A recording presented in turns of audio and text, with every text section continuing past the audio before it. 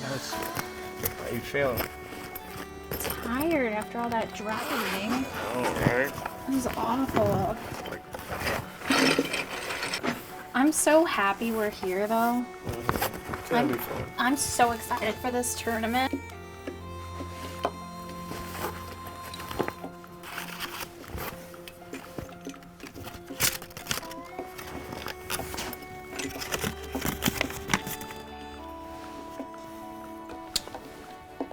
I can't believe I lost to this guy.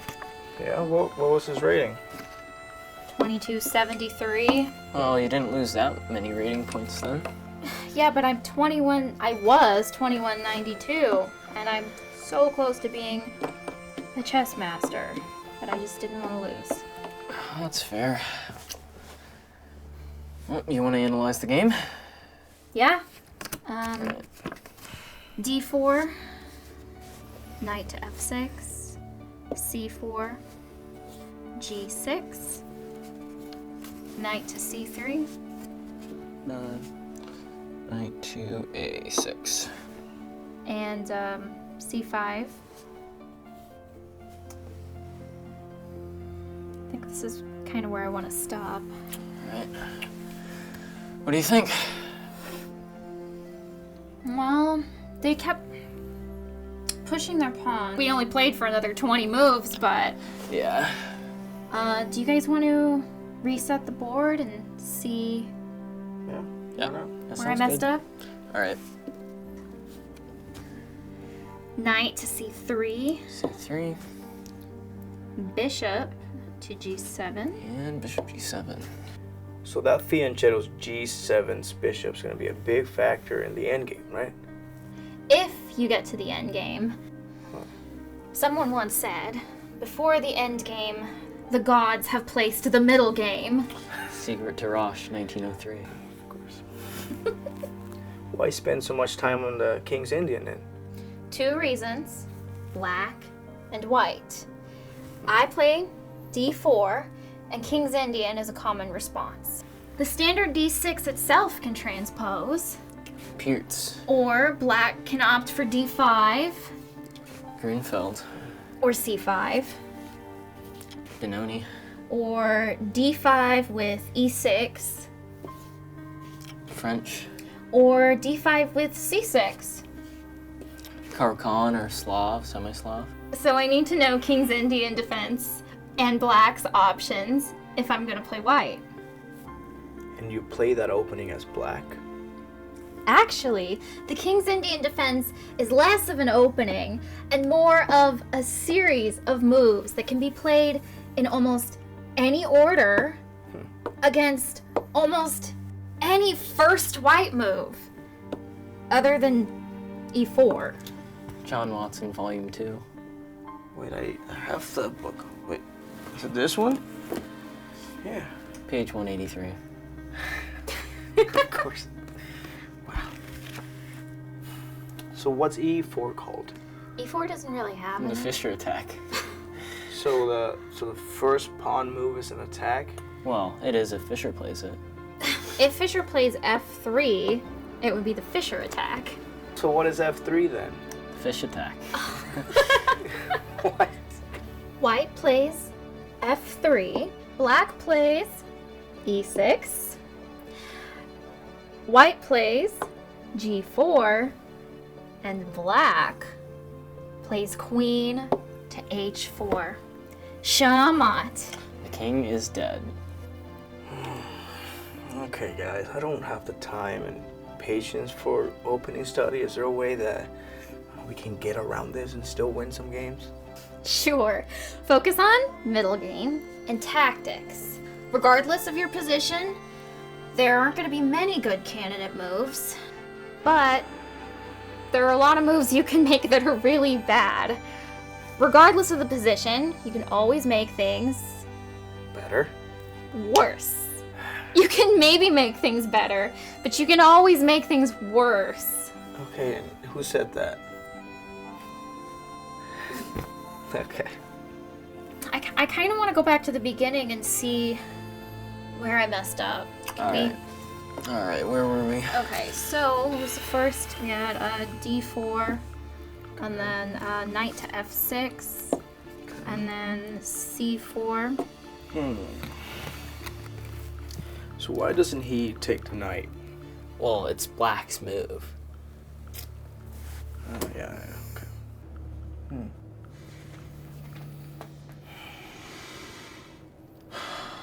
Let's go get something to eat.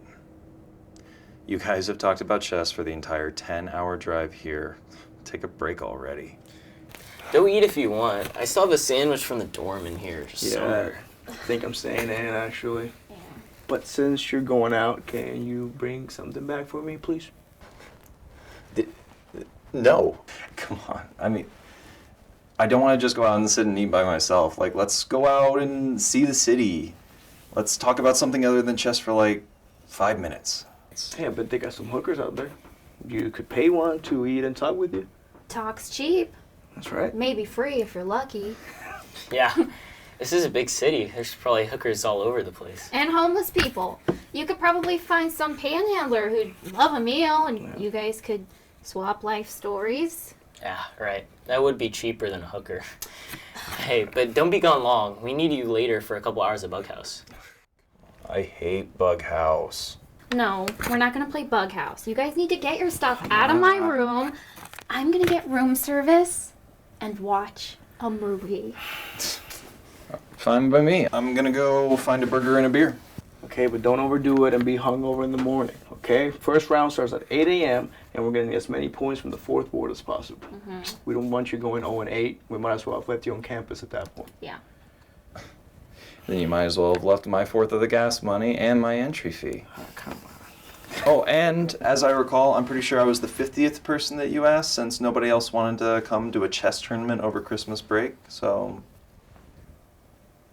Yeah. Okay. Okay then, see ya.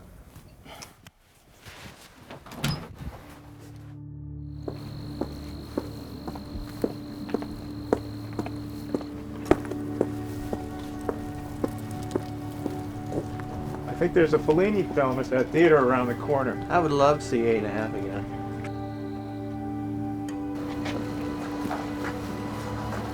Thanks, sailor. Hey. Beat Army.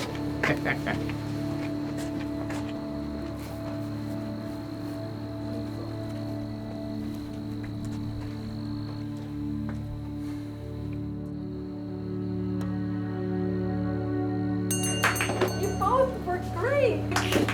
Yeah, he's still there.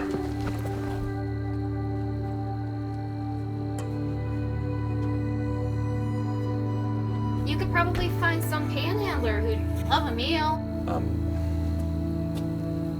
You hungry? Yeah, I sure am. Come on. Supper's on me. If you'd be nice enough to bring something out to me after you're done with your meal, I'd appreciate it. No, I mean, you come in, sit at a table with me, and we get waited on. I don't want to go in there. That cook will throw a fit and throw me out.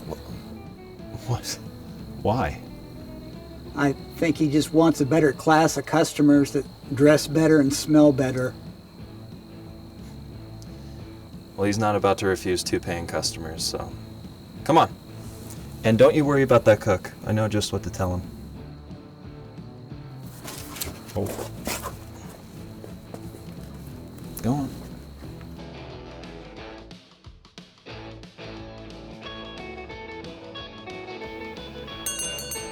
Hey! I told you the restaurant was not public. Stop harassing my customers! Oh, hold on. Stop harassing my father. This is your father. This is your father? Yes, this is my father. Am I not entitled to have a father? Look, if you don't like this, we can take our business elsewhere. That's fine. No, hey, it's just that I've never seen you with him before. Yeah, that's because I go to college out of state and I'm here for a chess tournament right now. And so me and my father, we just want to sit down, relax. We hardly get to talk. And we wanted to find a nice place to talk. Is this an okay place to do that? Yeah, that sounds wonderful. You and your father come, sit down anywhere, catch up. I'll send the waitress right over to you. Okay, thank you.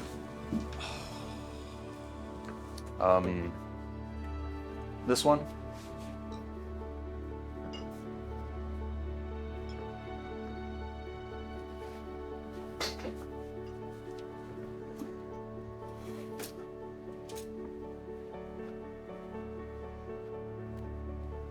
Hold on a sec.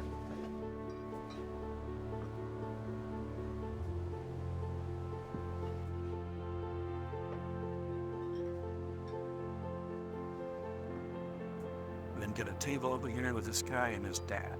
Bum.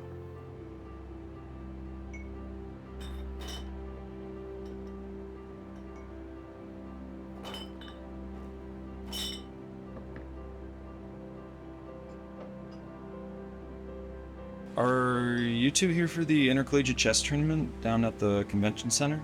Yeah, but he and I are the whole team. We asked about 50 people, but nobody wanted to spend a Christmas break driving 10 hours out to just play chess for a few hours. Yeah, and 10 hours back. I heard that. Yeah, I'll probably see you there tomorrow. Best of luck.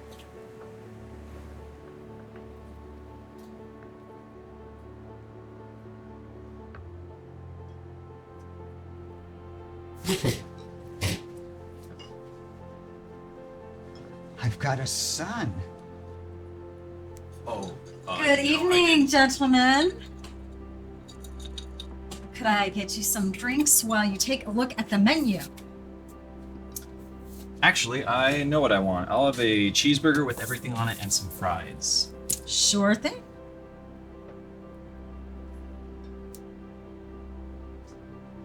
Would you like a cheeseburger too? Oh, yes, thank you.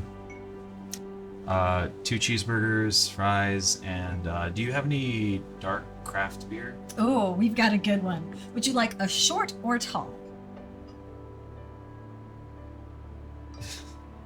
Would you like a beer too? I know. I learned everything I could learn from alcohol years ago. Okay. Could I have a Coca-Cola, please? You bet. That'll be a short beer and a Coke. Okay. Sounds good.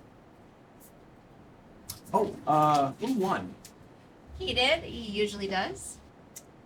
Good luck to your team. Come on, dear. Good job, chess players! What? Good job.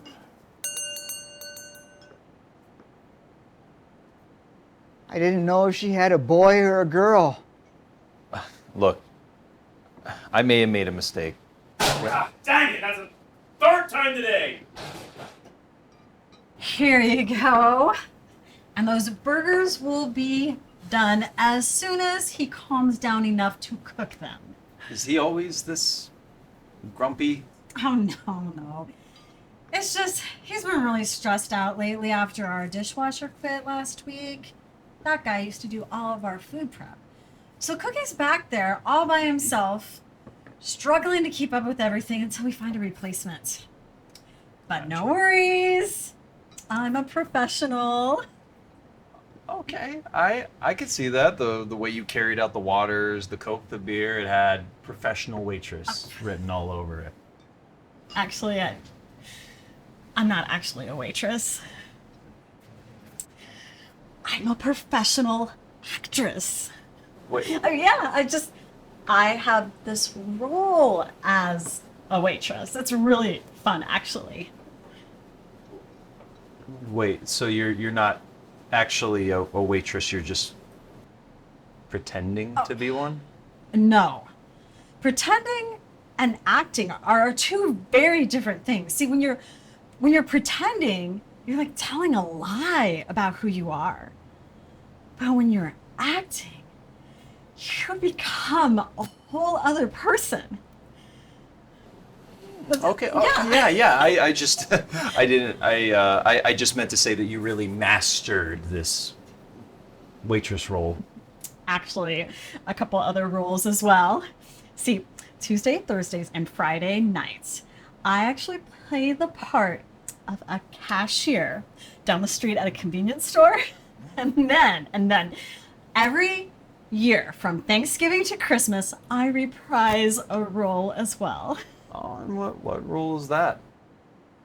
I get the part of a Walmart stalker. Shelf stalker, that is. It's so much fun. There's always cookies, and I get to sing along to the music that never ends. Okay, do you have to rehearse, learn lines? No, see, actually, this is an improv role. I just love improv. I mean, sometimes I do that other kind of acting, but it's not near as fun. Oh, well, why isn't it fun? Well, the lines, I mean, you have to memorize them, and then you have to stand on set all day long and get yelled at, and here, just, okay. Let me show you something. Oh, you're gonna show us something. Do you hear that? Do you hear that? What? It's the werewolves. They're coming again. You must help me. We must pretend that we are one of them so that they don't try to kill us. Let's howl. Oh! Come with me. Howl. Howl with me. Wait, you want... Howl. Howl. Oh! Come on. Please, they're coming. Ow. Oh. That scene. We did it. We improv'd. Yes. That was improv. Oh my gosh, that's so much fun. And listen, nobody was yelling, "Cut! That's not what we want. Do it again and again and again."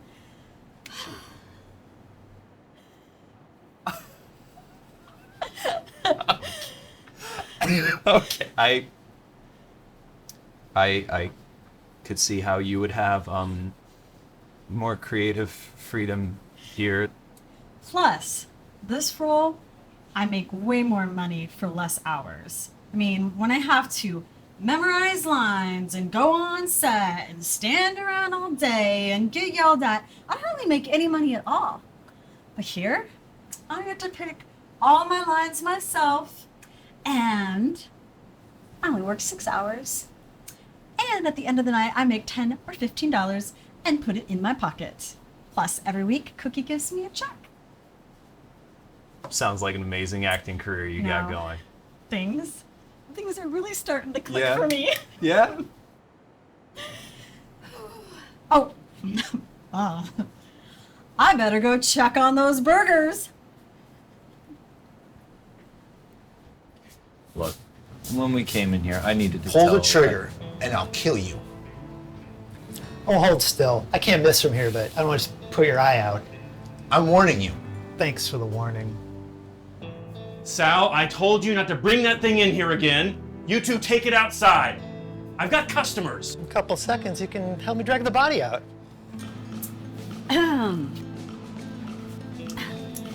Here you go, and here you go. Is someone going to call the police? No, Cookie already told me that he's your father. It's okay. All right, so I am going to leave this right here for you. There's 2 copies, one for you and one for me. Oh, and what's your name? Mike. To Mike, my dear friend. XXO, Miley, Stardust. Don't forget this part. There you go. Oh, and by the way, that's not my real name. Enjoy your meal. I warned you. You better not miss.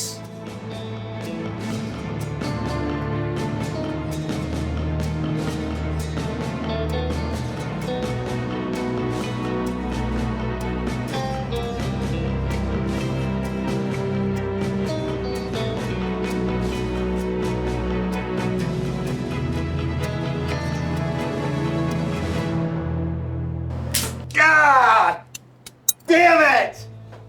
I warned you! The next shot is mine and you're getting it in the balls! Right between the eyes. Deader than hell. Score one for the good guy.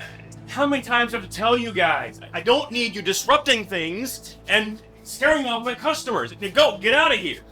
No, go, don't come back. Point that at me. Don't come back until you learned how to behave around decent folks. Oh, Cookie, we're your best customers. You'd go under without us. Yeah. Don't come back for at least a week and do not bring that thing back in here. Good job, Vince. Good job, Sal. I'm sorry for the disturbance. I hope that you and your father enjoy your meal.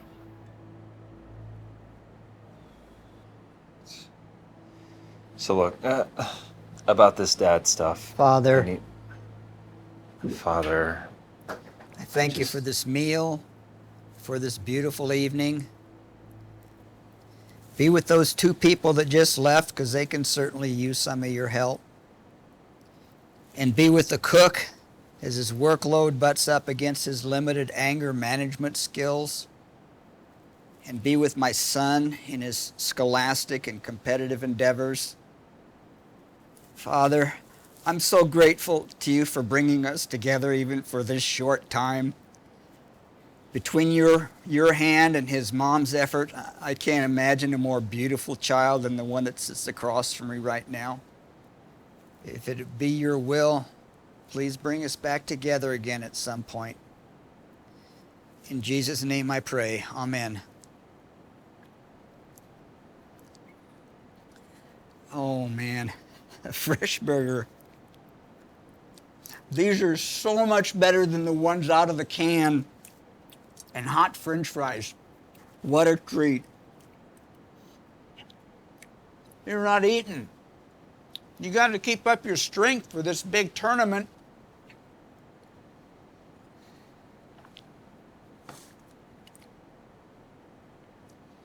A university student. So what are you studying? What do you want to do? I don't know. Business, accounting mostly. I like numbers, so. Good with numbers. You got that from your mom.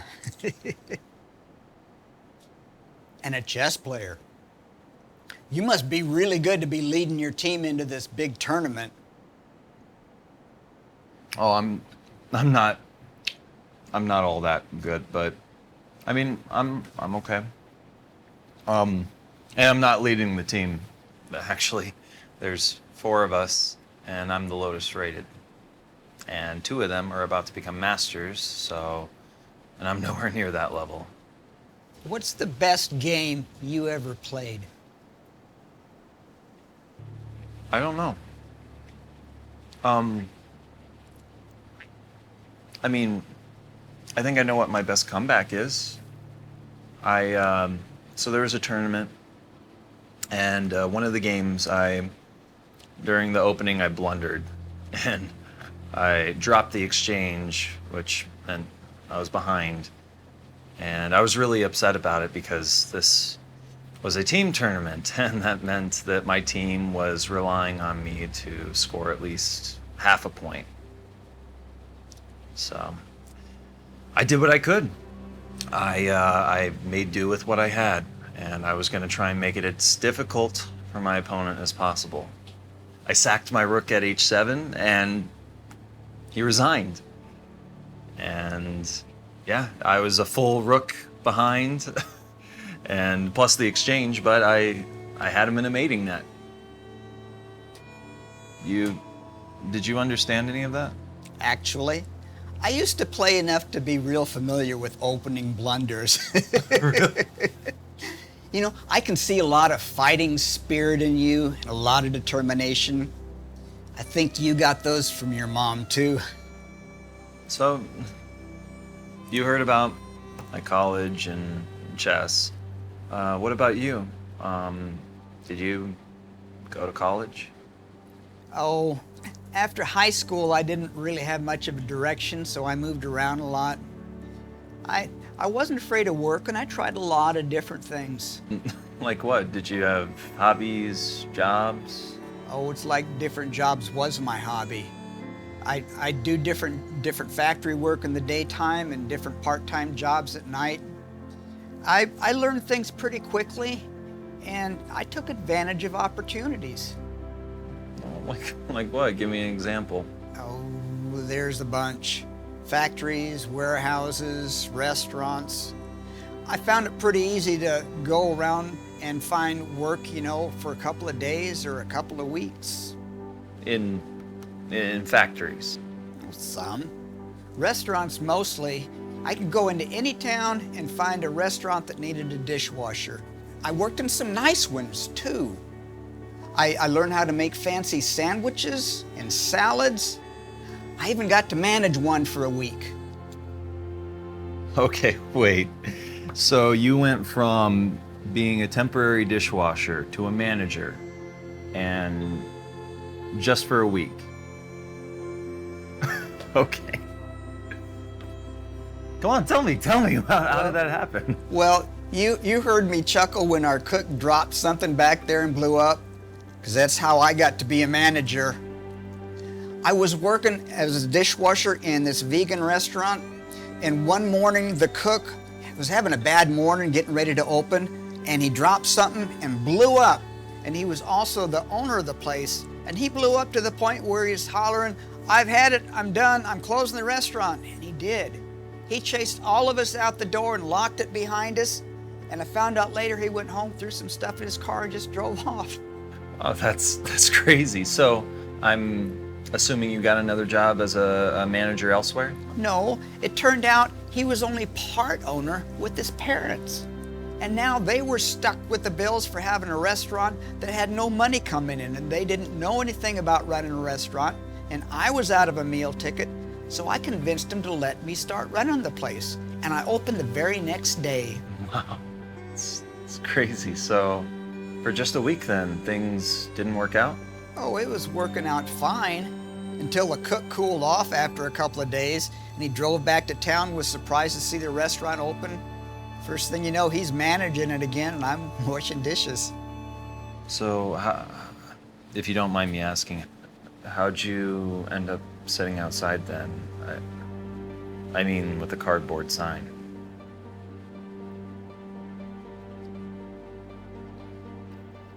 Do you remember me telling you that I learned everything from alcohol I could years ago? Well, what I learned was that alcohol was the most important thing to me for a while. It was more important than eating, more important than holding a job, more important than anything and anybody. Your mom was pregnant with you, and it didn't have the impact on me that it should have, because I was too busy being a full-time drunk. I don't remember any goodbyes or being thrown out.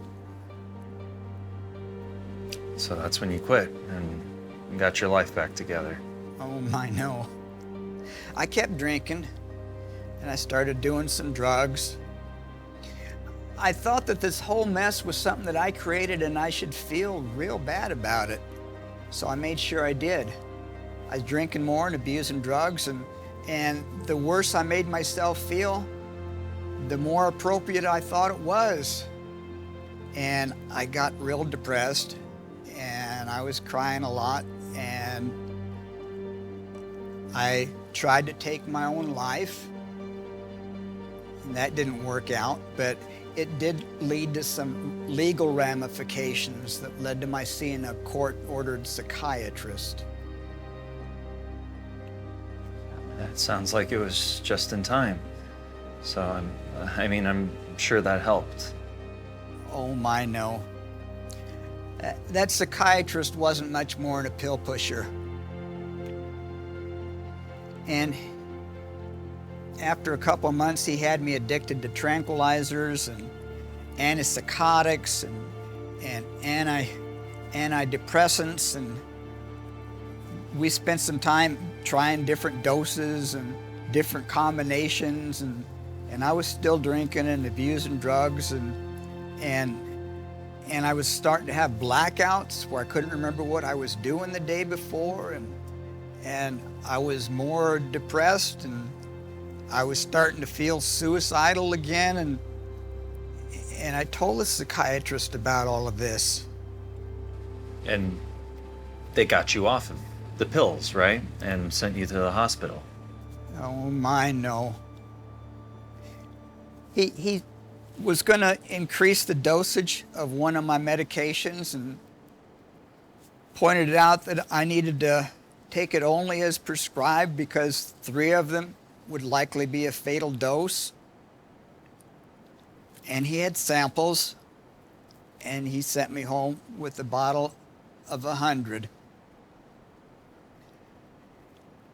And sometime later, I woke up on my floor in a pool of my own puke, and I couldn't remember how long I'd been there. I couldn't remember what I'd been doing before.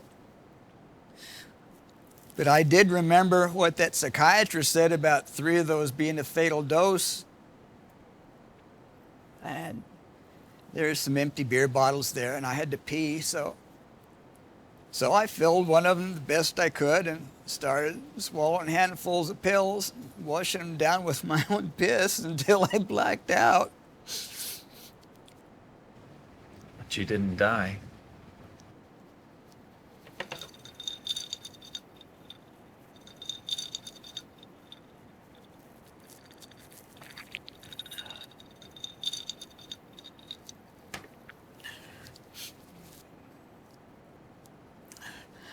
I was pretty sure that I did.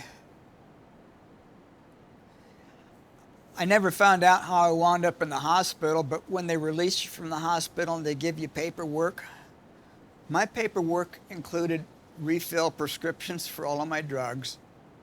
And that was when I was real sure that I was dead. I don't understand. So you're alive, but you thought you were dead. Heaven and hell are going to be different for everybody. I died, and I was in hell, and Satan saw that I came from a place that was so hard for me to deal with that I took my own life, and he knew he couldn't do any worse than that. And Satan has a sense of humor, so he just sent me right back where I came from. And I could kill myself as many times as I'd want, and he'd just laugh and throw me back. That was my hell. I mean, do you still think that? That you're dead? No. Like I learned everything I could from alcohol, I learned everything I could from suicide. I didn't need to try again. What did you learn? That our life isn't any more in our hands to take than it was to give.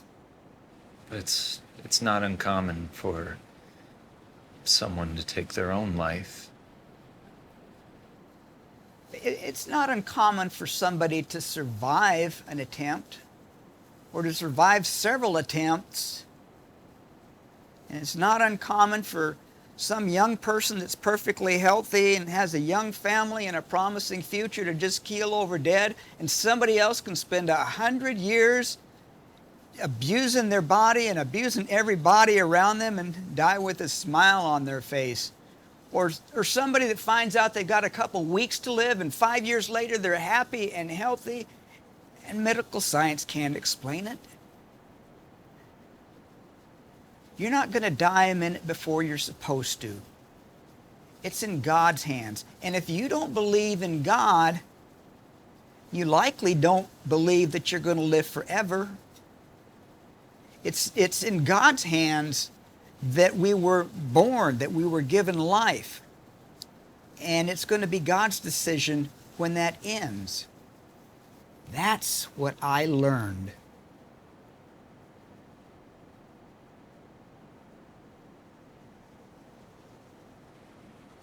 That's an amazing lesson.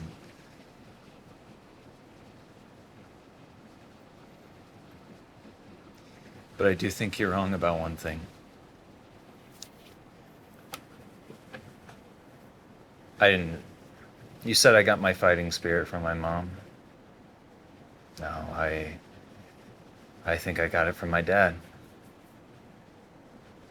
I got it from you.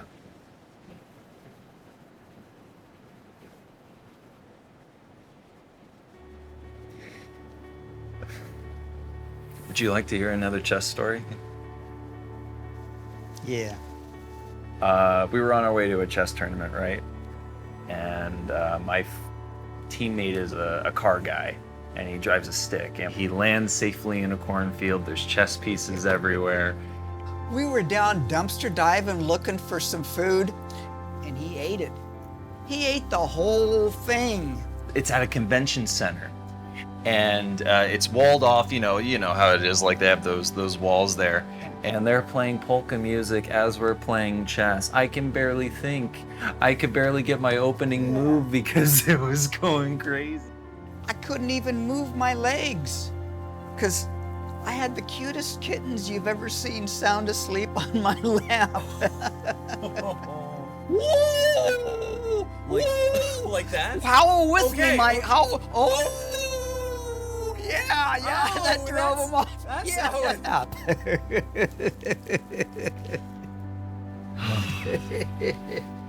Man. What amazing memories. Just so many years. Yeah, so many years. Yeah, so many years. So, how old are you now, Mike? I'm 22. 22. Just 22.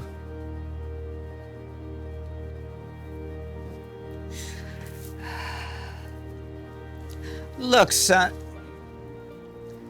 Look, Mike. When we came in here and you needed to tell the cook something because he was going to throw me. Gentlemen, I have to offer you some desserts. I mean, you've been talking so long, I bet you're hungry again. Oh, you know what? I would love to, but I didn't expect to be out this long, and I need to get some sleep for tomorrow. But you know what? Give me one sec.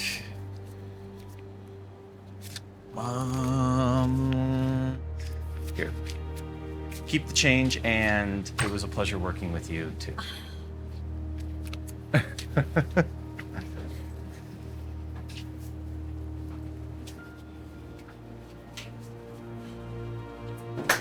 job, Mike. Good job, Mike's dad. You both did great.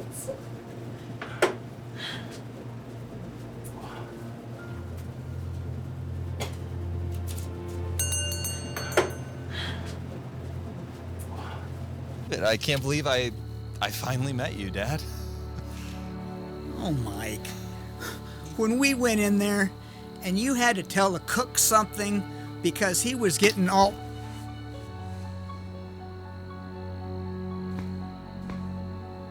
We are fighters. Never forget that.